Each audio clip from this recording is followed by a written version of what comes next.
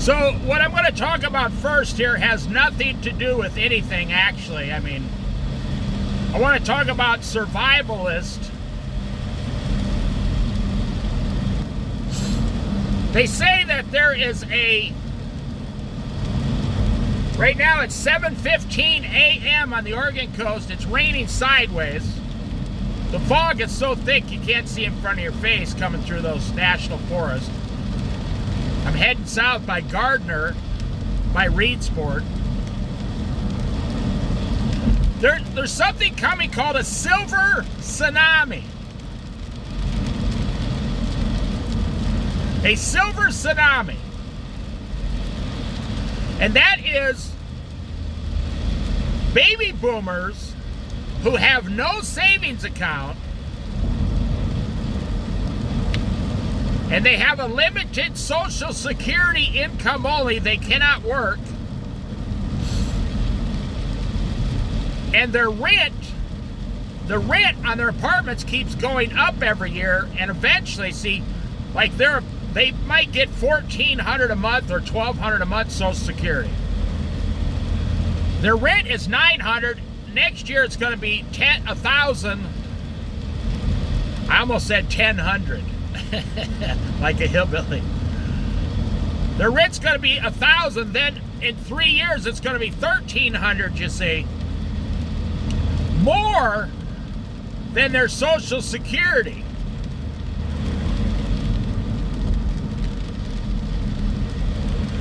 So the silver tsunami, they're talking about it on the news now. It's starting now.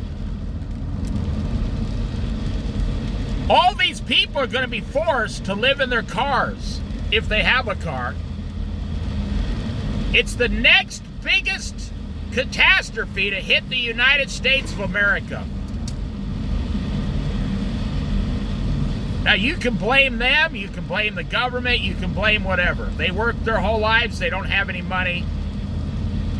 I was looking at a video of a retired guy in line. Him and his wife saved $100,000, $85,000. They both retired, everything was fine. She got sick,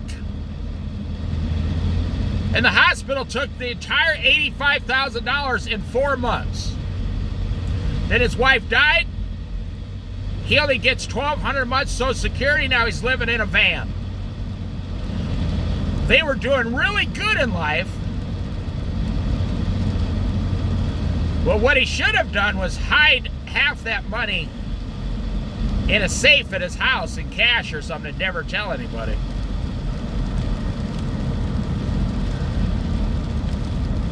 Yeah, these cars, they just keep their brights on, they don't care. They got their brights on, they got a light bar, they got fog lights. They don't care. Honey Badger don't care. But I just wanted to bring that up. That's what's coming within 2024, 25, 26, 27, 28. Every year is going to get worse. The University of Pennsylvania says there is going to be up to 300, now this is going to blow your mind, up to 300,000 homeless senior citizens in America by the year 2027. 2 years away. Or no, by the year 2026, 24, 2024, 2025, boom. 150,000 homeless seniors living in their cars each year for the next 2 years because their children won't take them, or they don't have children, or there's not enough room at the child's house. But senior citizens are too prideful. Here's the Reedsport, Oregon Bridge in the dark. Going over the Umpqua River. Umpqua River is one of the largest rivers on the west coast of the United States. So the silver tsunami, that's what they call it. Seniors, what is this country going to look like in 4 years if there are 1.5 million senior citizens living in their cars in 4 or 5 years? Wow. Hey, this is your grandparents, your grandma, your grandpa. That blows my mind. Talk about an opportunity for the church to fix things, or to help out seniors, or to turn the church basement into, an apartment for seniors.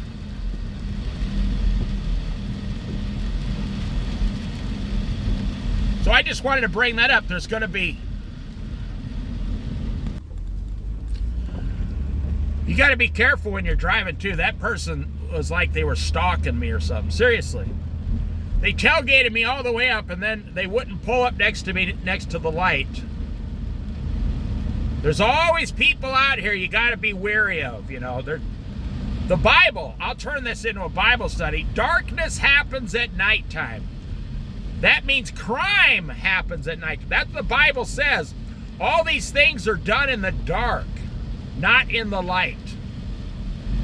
Now, you can take that spiritually, but you can also just take it common sense physically. All these things are done in the darkness of night. The little petty criminals, the punks, come out at nighttime and start stealing the stuff out of your backyard to take to the pawn shop. Oh, yeah. But I wanted to talk about this silver tsunami of homeless senior citizens now in the dark.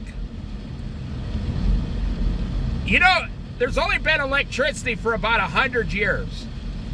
And there's only been modern day electricity for about 60 years, to where every home in America, every street light, every building has lights. There's a guy walking in the pitch dark with an umbrella. You see, you just don't understand how spoiled we are in America with things like electricity. You get up in the middle of the night to go to the bathroom. You can reach over and, if you got your covers on, you're just a little bit too cold. Oh, wham! What do? You turn the heater up a couple degrees, and then your wife says, "I'm too hot, turn it down." You understand what I'm saying? I just wanted to tell you before I start the next chapter here. I want you to be aware of worldly things. There's a war. There's a war in Israel. There's a war in Ukraine and Russia. There's thousands and thousands, tens, hundreds of thousands of people coming across our border illegally every few months now. The government owes $35 trillion.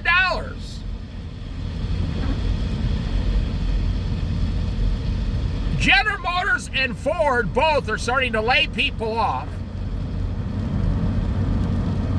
Airlines are starting to combine. All the grocery stores are starting to combine. Prices are going up. I just saw a product yesterday in the store. It went up $3. It was olive oil. So I buy olive oil. I went back, in 1 week it went up $3. So how do I handle that? How do I handle such a large increase in one product that I use? Well, I only use half as much then. Cutting the price in half for me. I make the adjustment. Look, the guy with his brights on. The guy behind him has brights on and his fog lights. So, I make the adjustment. They may have raised their price, but now I'm only going to use half as much of their product, making it cheaper for me. Oh yeah.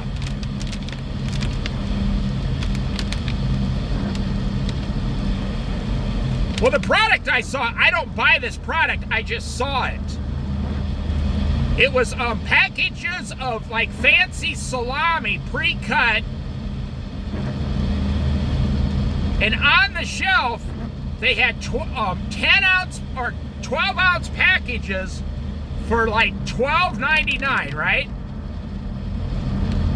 And behind the package, they're switching to a 10 ounce package. It's called shrinkflation, when they shrink the product, causing inflation in the opposite direction. So they are taking 2 ounces of their product out of the package and hoping you don't notice. And what they do is they lower the price.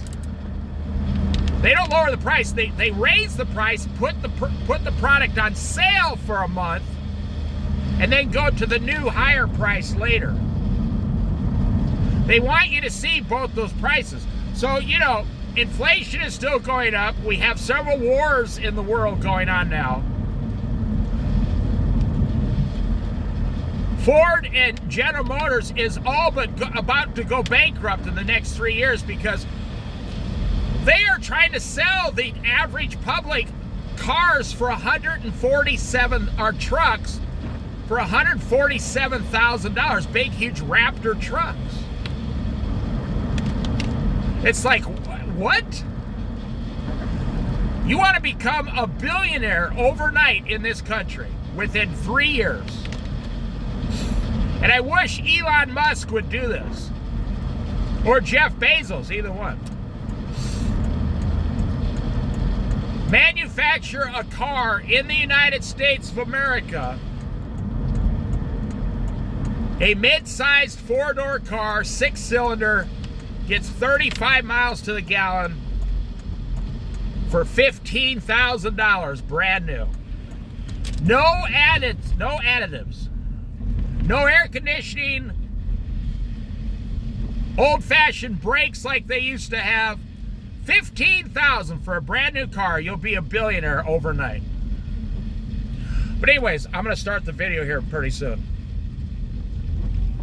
Well, the Bible part of it. There is a silver, I'm in Winchester Bay. There's a silver tsunami of senior citizens. Now you say, well, that'll never happen to me. Well, that's not true.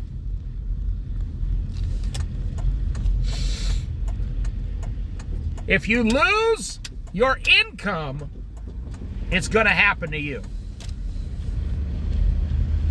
See, they are 65 and 70 years old, and they're just not physically in a good enough shape. Look at all that water. They're not in physically good enough shape to go out and get a job. A cashier or pushing carts or stocking shelves. That's the only kind of jobs available, actually. Nobody's going to hire a 70-year-old to, you know, start heating, air conditioning units or roofing, or nobody's going to do that.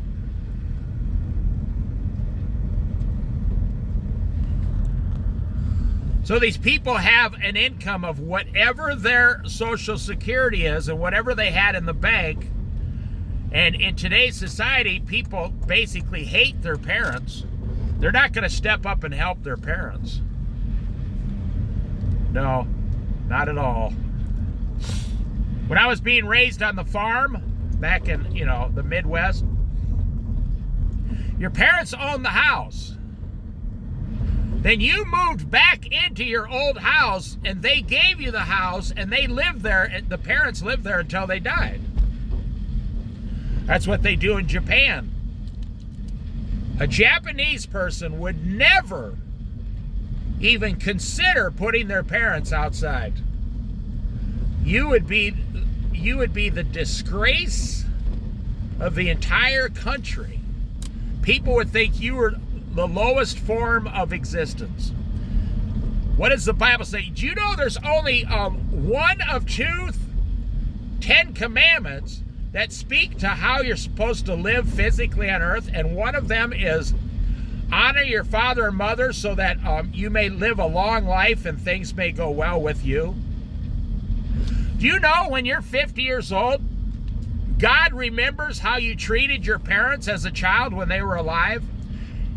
And he remembers, and that determines, according to the Bible, that determines how your life is going to go when you are old like them. You know, God is a mystery in some areas. He says, I will put a curse upon your family that will last 10 generations. Is God wrong? No, God is perfect in everything he does. 1000% perfect. So I just wanted you to be aware. You literally have no idea what it's like to be homeless because of electricity. You know, you got a camper, a truck camper, a fifth wheel, whatever. You're living in it. You're on the side of the street. I went outside of the place I live today. There were 8 to 10 people living in vehicles on the street. 8 to 10 of them. Living on the street. And the vehicles they were living in were like small trucks, small cars. You know, they can't keep their light on all night. These are the kind of people, they don't have money for batteries for a flashlight. They don't have enough money to buy a rechargeable flashlight for $25. You know, there is a silver tsunami happening right now. Up to 200,000 homeless senior citizens every year to 1.5 years now. And they're just now starting to put like 3 or 4 minute news reports on it. Go to YouTube and type in silver tsunami. Senior citizen tsunami, homeless tsunami. 3 years ago, there was almost no videos on this. Now, you will see thousands of videos on this subject. Whether you agree with it, don't agree with it, it doesn't matter. These people are going to be living on the street in front of your house. It's just the way it's going to be. I'm sure you've already seen homeless people living within a mile of your house. I don't care where you live in America. Everybody's experiencing it now. In the future, I guarantee you're going to look outside one day outside your house and go, is that a little old lady living in her car? And here's another thing, when I watch these videos, these people, understandably, they do not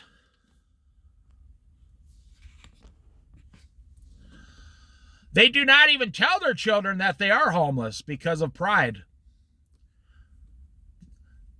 About 50% of them don't tell their children they're homeless because they don't want to.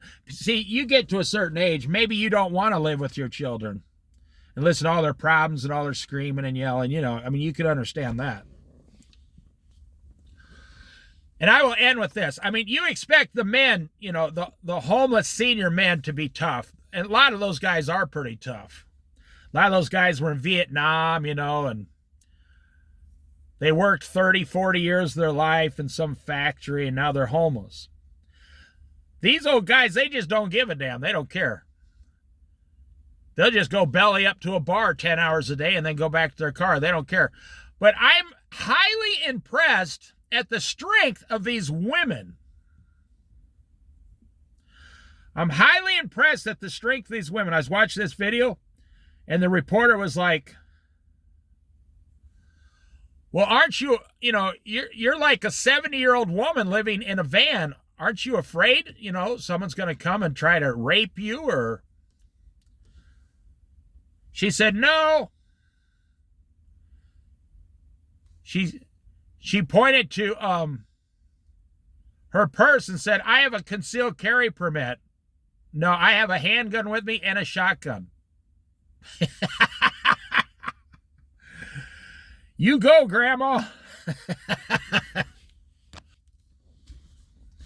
So I guess I talked about it enough. It's what's coming. It's here now. It's happening right now. And in 2024, you're going to see a lot of layoffs by the end of next year. You're going to see, maybe 200,000 more seniors living on the street. And you're going to see food prices go up at least anywhere from 10% to 30%. You watch.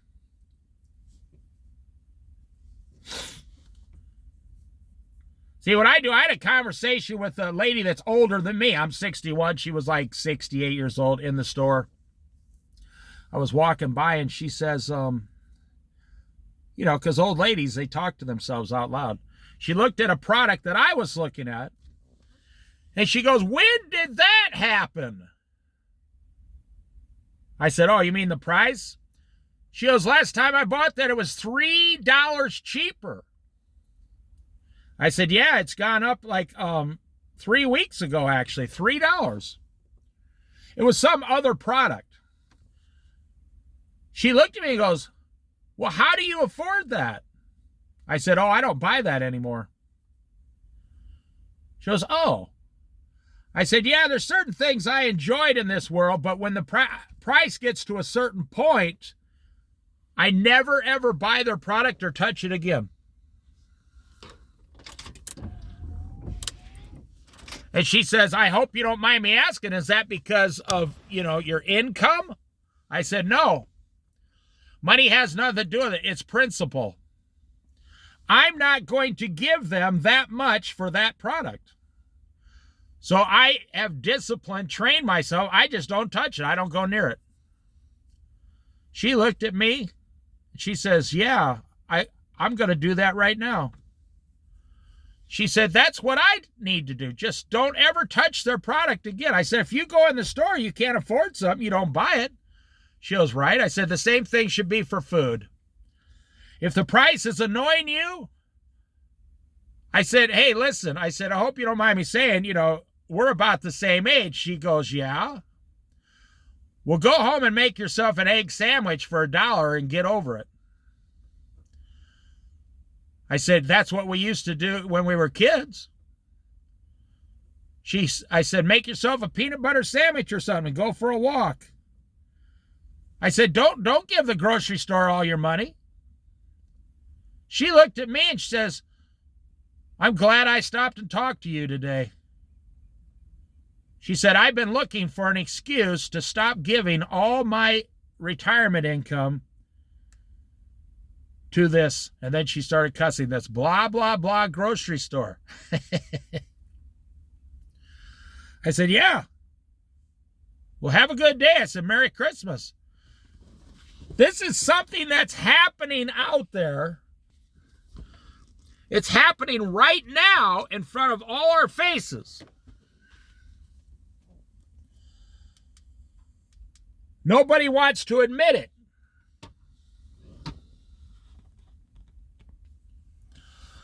If everything around you is dramatically changing for the worse, but you just keep doing everything the same as you always have, one day you're going to get bit in the butt real bad. One day, the things that are changing for the worse, you did not change. You did not adapt. You did not change your behavior. And one day, boom, you're screwed. The book of Luke, chapter 4. Jesus, full of the Holy Spirit, left the Jordan and was led by the Spirit into the wilderness, where for 40 days he was tempted by the devil. Now, it says this is when, in another gospel, this is where he was fasting and praying for 40 days in the wilderness. He ate nothing during those days, And at the end of them, he was hungry. You got to be kidding. This is one that blows my mind. 40 days. 40 days in the wilderness and not eating. Now, you couldn't do that. You'd die. I couldn't do that. I'd be dead. He was led by the Spirit for 40 days. The Spirit, it's like when Moses went up on top of the mountain, God said, take your shoes off, in front of me. This is holy ground because I'm God, am here. And Moses was up there 40 days with God. So God made it. God provided that a person can not eat for 40 days.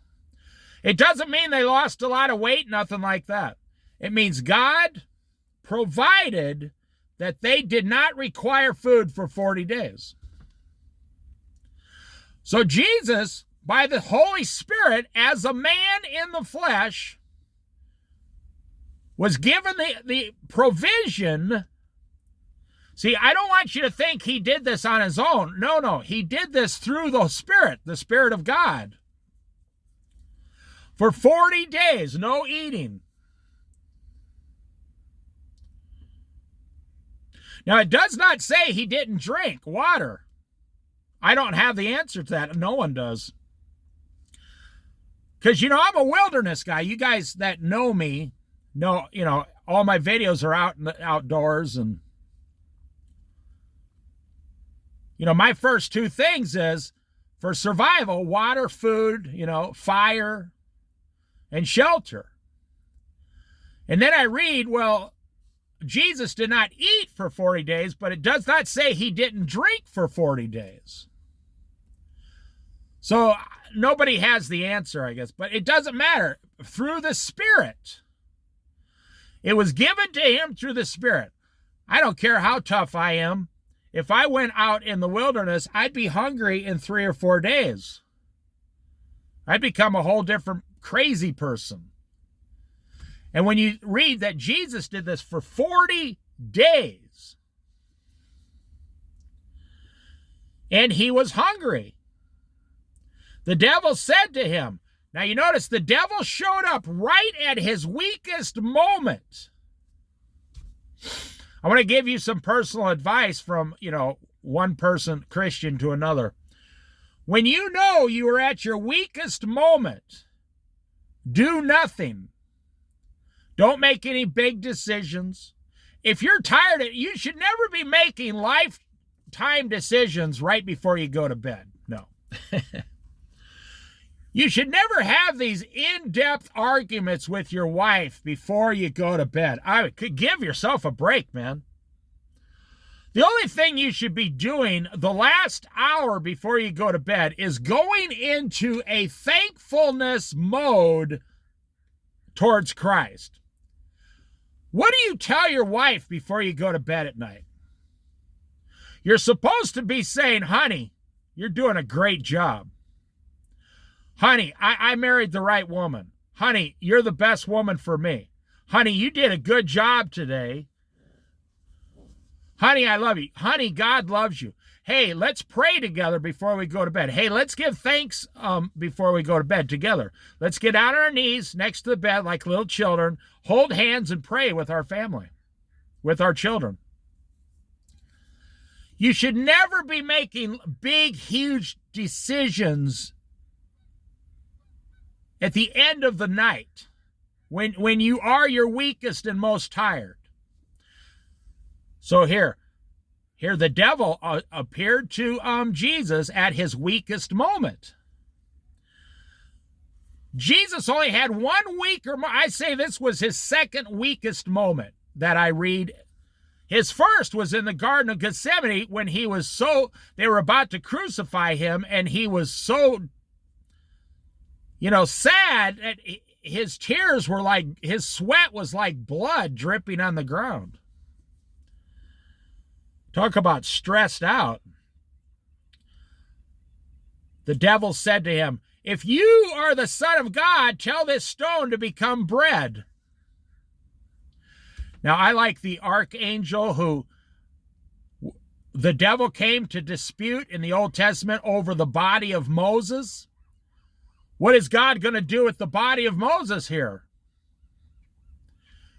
The archangel never answered. He said, may the Lord rebuke you. That has nothing to do with me. That's between you and the Lord. When the devil comes, now I don't believe the devil himself would spend 5 minutes with you, because I don't think you're that important. I don't think I'm that important. I do believe that the world is set up to where the devil is got everything screwed up, and you're in this screwed up system, yes. But I don't think the devil ever personally says, you know, this one Christian over here, Bob or Susan, they're such a threat to me and my kingdom. No, I don't believe that. You can never say the devil made me do it, because God gave you free will. No. Most people who are failing, when they analyze the situation with their pastor, they find out that it was their own personal choice is why they are failing. They're failing because of their own personal decisions in life.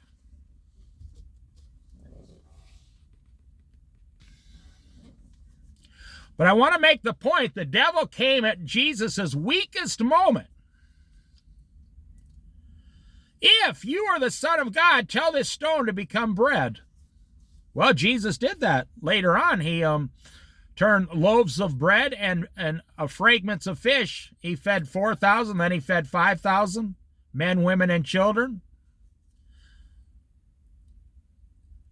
Jesus answered, it is written, man shall not live on bread alone.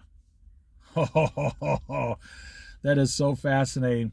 I could talk for 24 hours right now about that, but I will not. What does that mean? You are not to live on bread to sustain you in this world. If you can understand this, and if you can get this in your life, you are not to live on anything physical in this world to sustain you.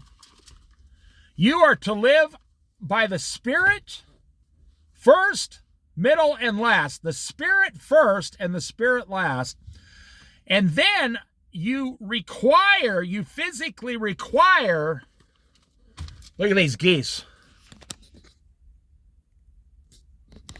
Look at them.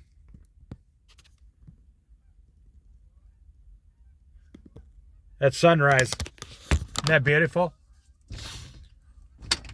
You require physical bread. Now, let me tell you, food is something I've struggled with in the past, and it's basically, I'm not making an excuse, it's the way I was raised, not my parents. For the first 20 years of my life, we had meat, potatoes, vegetables, 90% healthy foods. But then when I went out on my own and got into restaurants and I started to discover an entire world of food, I gained weight. You know, and you gain 5 pounds every year, you know. Pretty soon you're 50, 60 pounds overweight. Don't worry, I'm still very handsome, though. Just thought I'd throw that in there. But here is the answer. If you're going to go on a diet on January 1st, your answer is, man shall not live on bread alone. And the rest of that statement in the Bible says, man shall not live on bread alone, but by every word that comes out of the mouth of God. You are supposed to be living in a spiritual existence on this earth while taking care of your physical needs. But this is so fascinating. Once you say, oh, I'm not supposed to be living for food and cars and houses and clothes and makeup and credit cards. You see, you would be amazed. If you really want to be a strong Christian with Christ, try, he fasted for 40 days in the Spirit. Why don't you try eating 2 meals a day for 40 days with water only? In the morning, have some oatmeal and some fruit, and in the afternoon or in the evening have rice and vegetables for 40 days. And drink a gallon of water and do that for 40 days, and you will not even have come 1% close to what Jesus did for you in the desert. He's not fasting for himself. Okay, now this is another mystery. Well, why is Jesus fasting? Is it for himself? No, he's not fasting for himself. How do I know that? Because he's perfect already. You only fast and pray to God, to worship God, and to purify your sins. Jesus had no sins. So he was praying and fasting to worship God, but he was praying and fasting for those who would follow him. You see how he's starting out his ministry? He's not praying and fasting to purify himself. He's perfect already. See, most people don't understand that. Jesus doesn't need to fast. He is the perfect lamb, the blood sacrifice.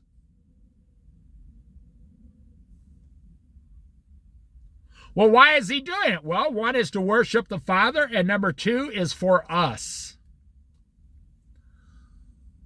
For us. He's doing it for us. Have you ever thought about just eating 40 simple meals? Giving up meat for 40 days. Now, I'm not saying to be a vegetarian. I'm just saying for Jesus. Why would you eat this way for 40 days? To honor Jesus Christ for what he did for you. Don't do it for yourself. When you realize you don't need all these fancy foods anymore, that's why when you see your grandma, she's just eating this little tuna sandwich, dry tuna with a pickle on it. No cheese, no lettuce. She might put some tomato on there. No mayonnaise, not just dry tuna with a pickle and some tomato, and she's fine. How is she able to do that? Because when you get to be older, the reason your food becomes simpler is because you're spiritually stronger, not because you're older. People say, what? Just a little old lady. She doesn't need much. No, she doesn't need much because she is a stronger Christian at that age. Man shall not live on bread alone. The devil led him up to a high place and showed him in an instant all the kingdoms of the world. I think that's funny because I don't know if the devil knew where Jesus came from. Because Jesus was born as a baby. It was kind of a disguise. Jesus came out of heaven. He had the greatest kingdom you could ever have. And the devil was offering him something less or lesser, Lesser, lesser than what he already has. Jesus already owns everything. All the angels bow to him. And the devil is offering him things that are worthless. That's why I say I don't think the devil knew who he was, actually. And he said to him, the devil said to Jesus, I will give you all their authority and splendor. It has been given to me, and I can give it to anyone I want to. Now listen, the devil said, all of the kingdoms of the earth have been currently given to me. What? I thought God was in charge of this world. Well, he is. God's in charge of every single thing, right down to the petals on the flower, the hairs on your head, the sparrows flying around. But because this is a fallen world, this will not be the Lord's permanent world until it has been made new again. God cannot come and live down in a sinful world, but this current world, and this may or may not change everything you know, belongs to the devil. This current world belongs to the devil. Listen to what he says. I will give you all these kingdoms and authority and splendor. They have been given to me, and I can give them to anyone I want to. He can give them to you, the king of Saudi Arabia, Donald Trump, Joe Biden, Vladimir Putin. The devil can bless you in 5 minutes. I bet you didn't know that. The devil can bless you in 5 minutes. Did you know that when you see a rich man living outside of God, completely blessed, it is most likely the devil gave him all those things? You say, what? See, the rich man says, no. It was because I am I am so much smarter and better looking than everybody else. It's because I went to Yale or Harvard. That's why I have millions, tens of millions of dollars. No, that's not true. I bet you $1. The devil has blessed that man to do the devil's work. Now, how do you get blessed by the devil? Well, the devil tells you. How do you get blessed by the devil? The same way you get blessed by Jesus Christ, God the Father, and the Holy Spirit. Let me tell you right here. Now, before I tell you, I want you to understand, all the angels already know this. All the angels in heaven and the 1/3 of the angels on earth that fell, they all know what's going on. They see it every day. They know who belongs to God, and they know who belongs to the devil. They know who the devil blessed. Now listen, I sold my soul to the devil. Well, that could be true. Now listen, the devil says to Jesus, the Son of God, and I can give it to anyone I want to, but there's a catch. Here you go. Here's the catch. If you bow down and worship me,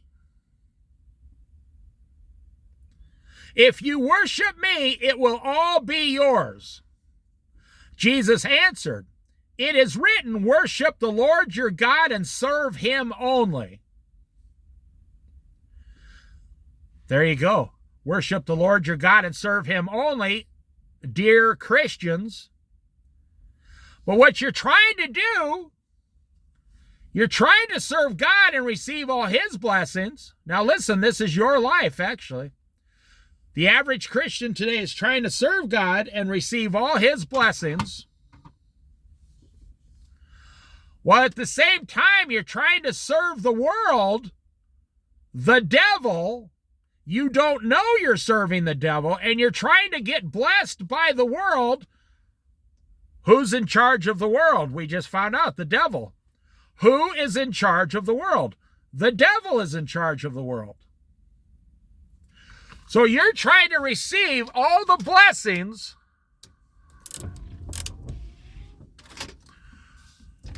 of this world. You see, God is not going to bless you in this world outside of his word. And the devil is not going to bless you in this world unless you what? Unless you worship me, and then it will all be yours. If you are willing to worship the devil, you can have a whole lot of really cool, fun stuff for about 30 years. But then you will spend eternity in hell. You will spend eternity in hell.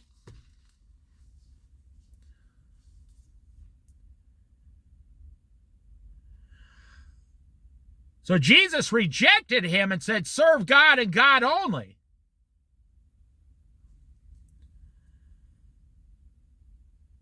The devil then led him to Jerusalem and had him stand on the highest point of the temple.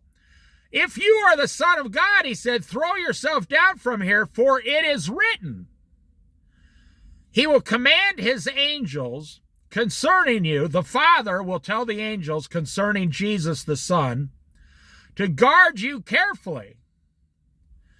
They will lift you up in their hands so that you will not strike your foot against a stone.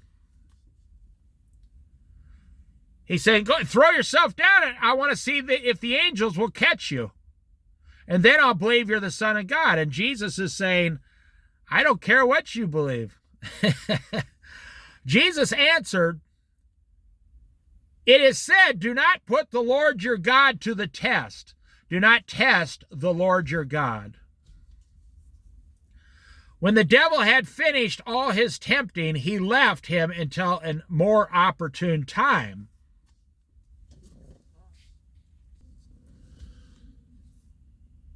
Can you hear that wind whistling on the video?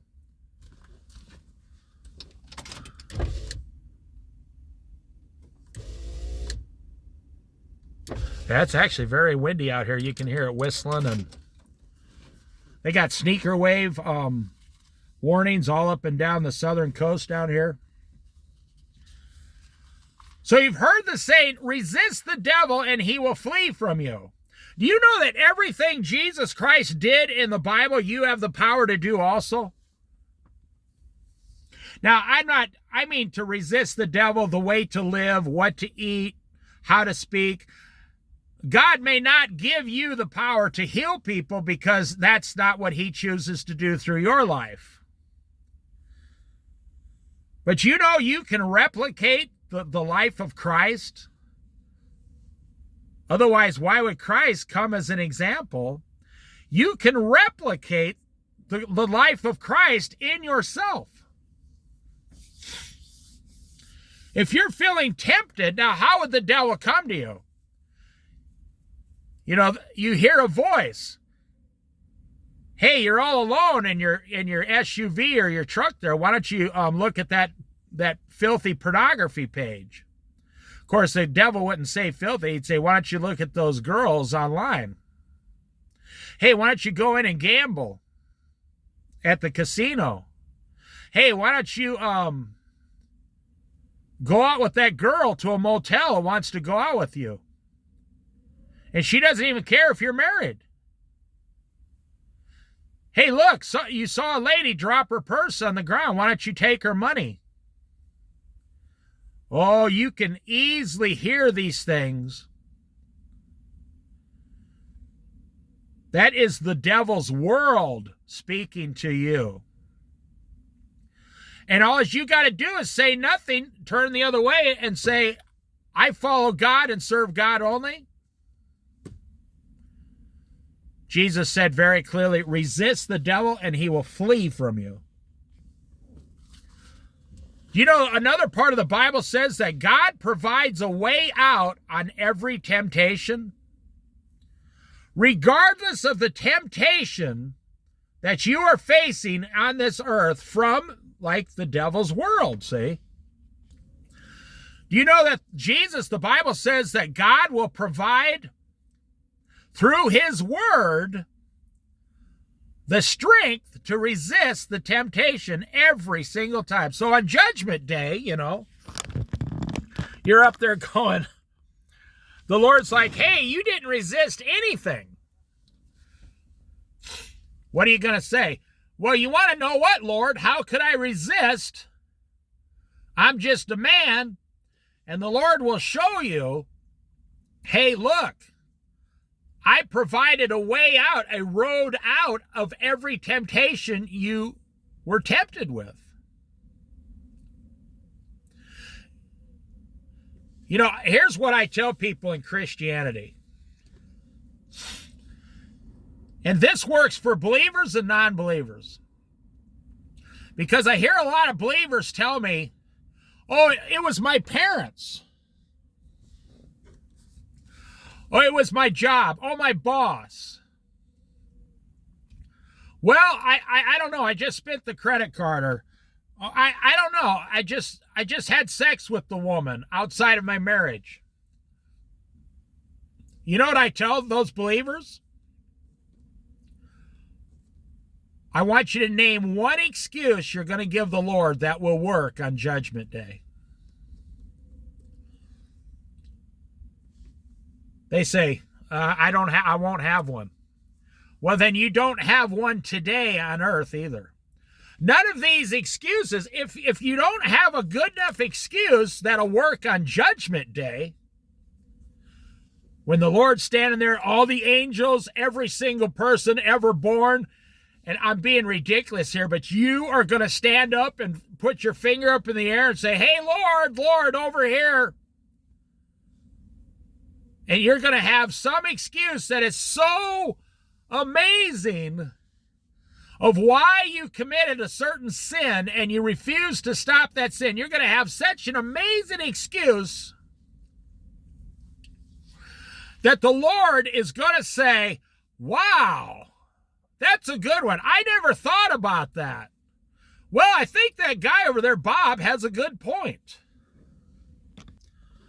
Now, you know I'm being ridiculous. You're not going to have an excuse.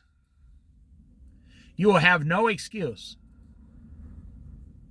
Hey, your parents were homeless on the streets, living in their car. The Lord says, what is your excuse for not having them come home and live in one of your bedrooms? And you'll say, well, if I was telling someone else on earth, I would have a good excuse. But if I'm telling the Lord on Judgment Day, I don't have an excuse. You understand what's happening here? You need to stop making excuses. You need to stop making excuses and step up. Step up and start doing what the Lord wants. Serve God and God only. Serve the Word of God. Do not put the Lord your God to the test. When the devil finished these things, when the devil had finished all this tempting, he left him until a more opportune time. Jesus returned to Galilee in the power of the Spirit, and news about him spread through the whole countryside. He was teaching in their synagogues, and everyone praised him. You know, I'm telling you, after fasting for 40 days and 40 nights in the wilderness, he must have been so strong in the Spirit. It must have been incredible. Now, just imagine going camping now this is something most of you that watch my channel dream of. Going camping for 40 days and 40 nights. You'd have to somehow sell your house and be debt-free and all that, but have enough gear and enough food for like 20 days and then go back into town and get another 20 days and come back. Just you and your family out there for 40 days in the wilderness. Camping, fishing, campfire, and reading the Bible to each other. No technology, nothing. I mean, that would, most of you dream of something like that. Well, Jesus did it. He went to Nazareth where he had been brought up, and on the Sabbath day went into the synagogue as it is custom. He stood up and read, and the scroll of the prophet Isaiah was handed to him. On scrolling it, he found the place where it is written, "The Spirit of the Lord is on me." How can that be? How is that possible? Now, I know the answer. I'm just asking you. I'm teaching you something here. How can the Lord, Jesus on earth, in the flesh, say the Spirit of the Lord in heaven is on him? How can the Lord say that the Lord is giving the Lord his Spirit? It's like he says to them, then why, if David is my father, then why does David call me Lord, King David? It's proof that he on the earth is in the flesh, but he is also fully God in the spirit. So he's saying in the flesh as a man, the Spirit of the Lord in heaven is on him. It is so profound. People like to make that argument. Well, the Jehovah's Witnesses and the Mormons are two of the biggest ones. And the Muslims, all three of them deny that Jesus is God. They say Jesus is a man, a prophet. They say Jesus was a good man. But they reject the fact that Jesus was God. Otherwise, they would have to believe in Christianity. Now, when you have a Muslim Christian who is fully converted, when they convert, boy, they fully convert. They put the rest of us Gentiles to shame. When you have a Muslim that converts to Christianity, they have to flee their country. I've seen these guys. There's a very famous one who goes around teaching to other Muslims. And God is using this ex-Muslim who is now a Christian believer in Christ to go around to universities teaching other Muslims that Jesus is God. And when you see some of them understand it, they're just like, whoa. When they finally realize that Muhammad was not God, and that Jesus is God, their whole existence changes instantly. The Spirit of the Lord is on me because he has anointed me. How can Jesus anoint Jesus? Well, I just explained it. To proclaim good news to the poor, he has sent me to proclaim freedom for the prisoners and recovery of sight for the blind. Now, that doesn't mean a blind person. Yes, he has healed blind people. That means also recover your spiritual eyesight. And the prisoners, he's not saying I'm going to come down and take all prisoners out of heaven. You are a prisoner to sin. You are a prisoner to sin. You are a slave to sin. Sin owns you. Sinful behavior owns you, and Jesus came to free you from that. And you are blind to it spiritually, and Jesus came to open up your spiritual eyes so you could see and understand the Word of God, so you can stop living to be a prisoner, a slave of sin. It's everything in here isn't just about the physical flesh. It's mostly about the spirit. Like when they talk about money, they can be talking about money, but they're also talking about the spiritual things. Every phrase in the Bible has 2 or 3 meanings, but they all agree with each other.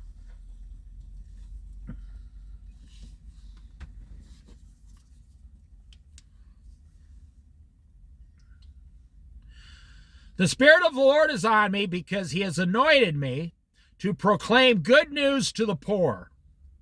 He has sent me to proclaim freedom for the prisoners and recovery of sight for the blind.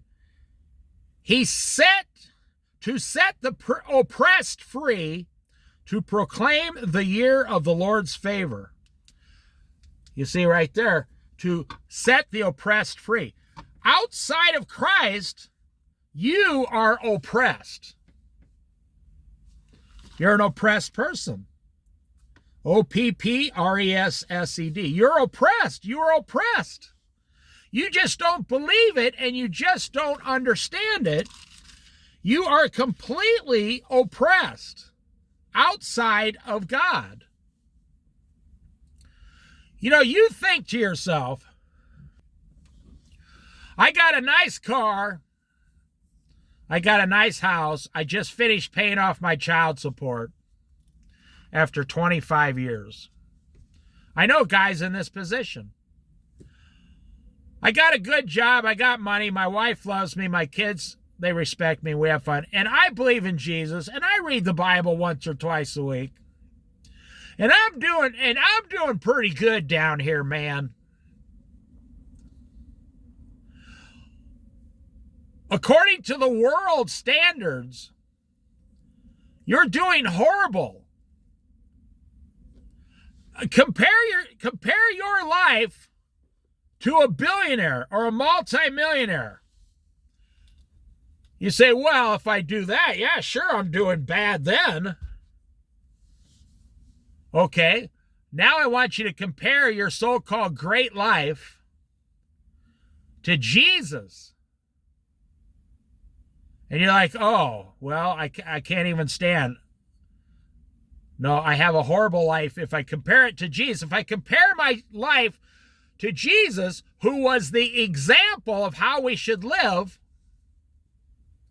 you see, you keep comparing your life to your next door neighbor. I find this funny about Americans. What do Americans do? They move into a neighborhood where other people make about the same money they do because all the houses in that neighborhood kind of cost the same. Don't you think that's weird? That all the houses in every neighborhood are relatively the same price? Don't you think that's like this incredible manipulation going on? And you're like, well, I just put $40,000 into our kitchen. Shouldn't my house be worth $40,000 more? Nope. What they do, the realtors, they compare the price of all the houses in your area and they come up with a price for your house. They take the poorest houses in that area and the richest houses and they exclude them out of the survey. And they get all the median prices of the houses. It doesn't matter what you put in your house. They tell you what your house is worth. Do you know you don't get to say what your house is worth? Oh, I bet you that makes you so angry. That somebody else tells you what your house is valued at? That is so annoying. So if you compare yourself to your house, your job, your neighbors, that's what I was getting at, then you're doing pretty good. You're doing average what everybody else around you is doing. My kids play with their kids come over and play with our kids. We're doing average. We are doing an average thing. We are average. And you think, well, most of my neighbors don't believe in Jesus. I believe in Jesus. So that makes me, no. But what do you do with your belief in Jesus? Now, let me tell you, if you sell your house and you quit your job and you go put all your money in the bank and you go live in a trailer somewhere, what do you think all those neighbors are going to say about you? Oh, man, Bob there, he went off the deep end. The guy just snapped and his whole family's living in a little trailer traveling around. Yeah, but you're going to say you got $150,000 in the bank.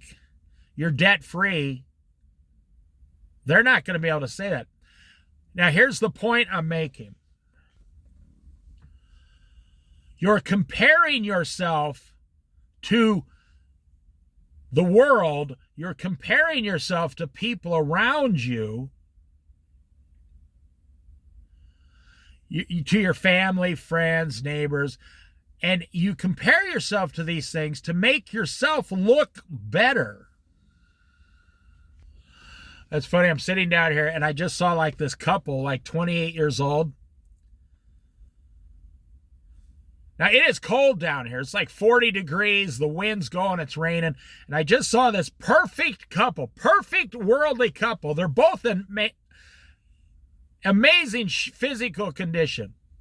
And the girl drives by. She's the kind of girl that's got, the blonde ponytail. And she's jogging like she was born to jog, like a deer running through the forest, like boing, boing. I mean, she's just perfect jogger. And her boyfriend's behind her, and he's just perfectly jogging beside her. And they're looking at the water. Actually, they're making me think about, glazed donuts, actually. And they're the perfect couple. I don't know them. I just see this example. They're comparing themselves to the world. We're going to go jogging and we're going to burn off all that Christmas stuff. We're going to boing, boing, boing. We're running through and they don't even have a coat on. They just have they're both wearing spandex, $300 jogging shoes, and a sweatshirt top with a little cap. They're like, boing, boing, boing. If you compare them to the rest of us, they're doing really, really well. They're like what everybody, fantasizes to be. I'm giving them credit. But if you compare them to Jesus Christ, how will they measure up? I don't know. I'm not going to say one way or another because I don't personally know them. Outside of their jogging abilities. The world says, my friend, you got to get up at 8 a.m. in the pouring down rain and you have to jog. So when you go to that New Year's Eve party, you look good. You want to look good, man. Because that's what you compare your entire life to. Everyone around you. There's a saying in the Bible, in the last days, people will gather teachers around themselves to preach what their itching ears want to hear. They are going to gather people around, and you're doing this with your friends, your family, your relatives, your coworkers. You only gather people around you that praise you, like you, build you up. I'm telling you the truth. Fat people hang out with fat people. Skinny people hang out with skinny people at the gym. If you're a chef or a cook, you hang out with other chefs and cooks. You see what I mean? If you own a $280,000 house, you hang out with other people that own about a $280,000 house. Everybody has their own little group saying what they want to hear. You realize how dangerous that is?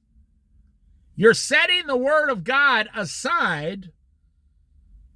You're setting the Word of God aside so you can have these other people telling you what you want to hear. And if they don't say what you want, you will replace them with someone else. In the last days, people will become lovers of themselves. And lovers of money is what it says. Then he rolled up the scroll, gave it back to the attendants, and sat down. The eyes of everyone in the synagogue were fastened on him. He began by saying to them, "Today the scripture is fulfilled in your hearing." Today, the Lord of Lords, God in the flesh, is sitting here right before you. All spoke well of him and were amazed at the gracious words that came from his lips.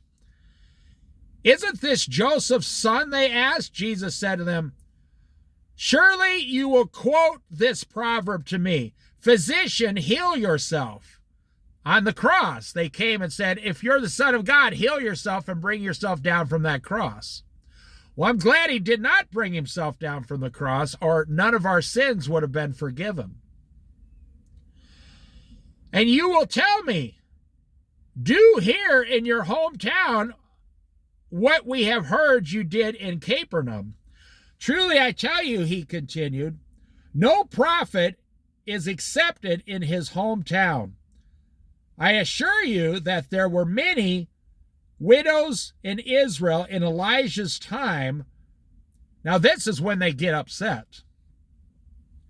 "When the sky was shut for 3.5 years, which means it didn't rain for 3.5 years, and there was a severe famine throughout the land, Yet Elijah was not sent to any of those people, but to a widow in Zarephath in the region of the Sidon.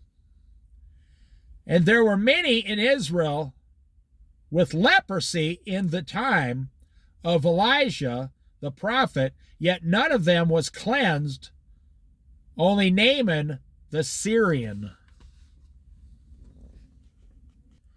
This was a time when the Jews would not listen to God. The Jews stopped listening to God, the prophets.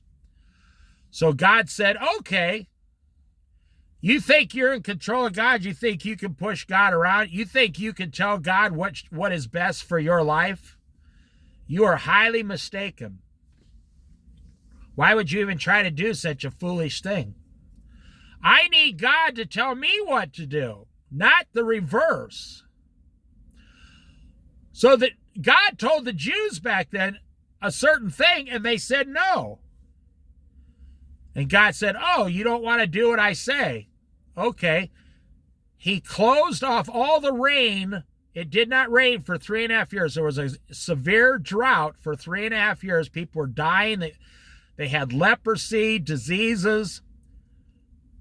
What did God do with his prophet? Because back then, a lot of people were healed through the prophet. God spoke to the people in the Old Testament through prophets.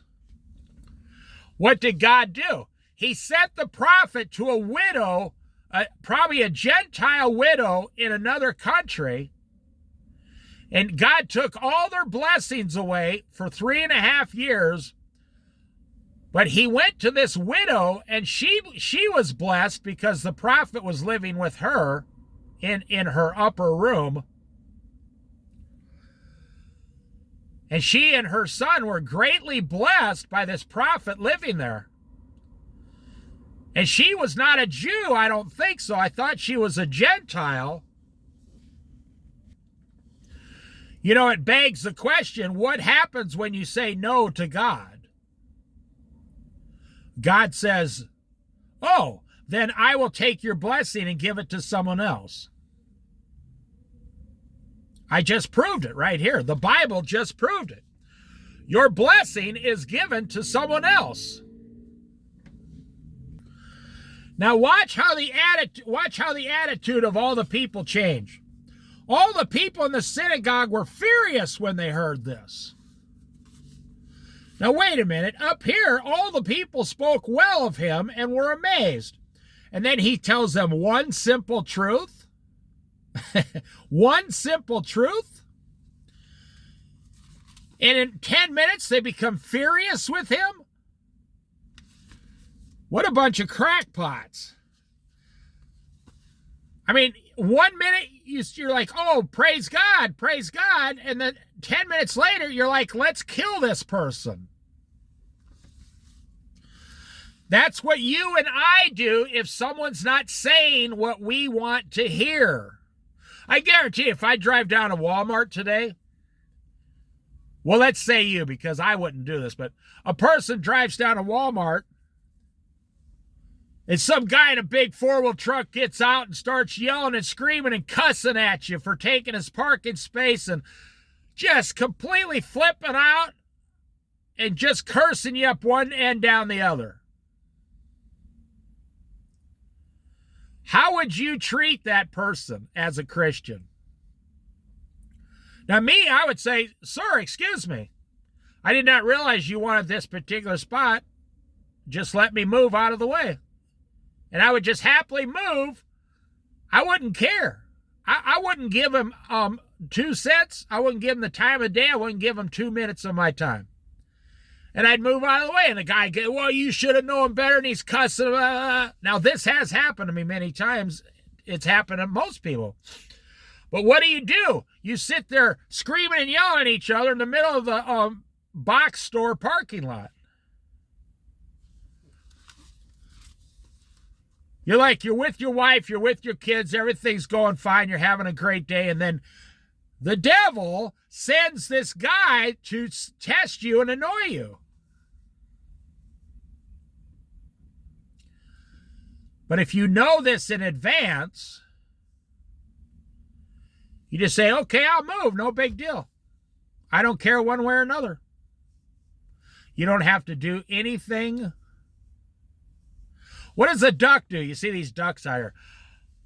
What if a coyote comes and tries to get one of these ducks? What does the duck do? Just flies away. Doesn't give it a second thought. Says, hey, there's someone trying to get me. I just go out of the area. Same thing in 2024. If you have someone like that in your life, don't say anything. Just walk away. Just walk away. You're a Christian. All the people in the synagogue were furious when they heard this. They got up, drove him out of the town. Wow, they took Jesus by the arms and drove him out of the town and took him to the brow of a hill on which the town was built in order to throw him off the cliff. Wow, that story always amazing. They took Jesus, the Messiah, the Son of God, to the edge of a cliff, and they were, probably a 200-foot cliff or something. They were going to throw him off the cliff and kill him. Why would they do that? Because they truly believed they were doing God a favor. This man is blaspheming God and God's people, and we're going to do God a favor and kill him. Now, they never heard from God. God never said to do this. God never said, take this Jesus out and throw him off a cliff. No. Jesus was God. They didn't realize they were trying to throw God off a cliff. It's like the devil made war against God before, he was cast to earth. But how did that work out for them? But Jesus, walked right through the crowd and went on his way. He wanted to see what they would do. He wanted to see, what will they do